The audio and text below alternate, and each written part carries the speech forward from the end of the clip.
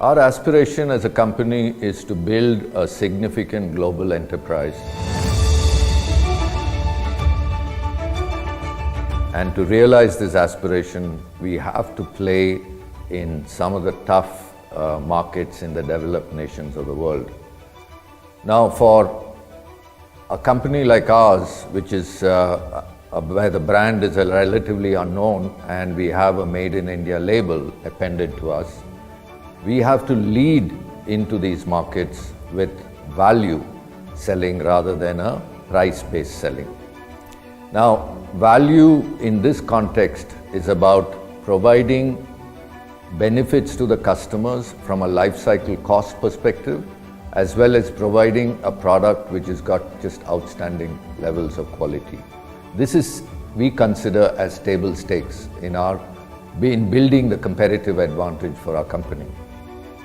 Now, even though we lead our sales program with value and quality, for a company in our context, customers expect a price. So we have to have a cost advantage in order to able to compete and provide the expectations of the customer. Now, in order to make all of this happen, value, quality, as well as cost competitiveness, we have done selective integration, backward integration in our manufacturing. I'd like to talk about 3 of them. The third aspect of backward integration is the machine tools that we design and build for ourselves.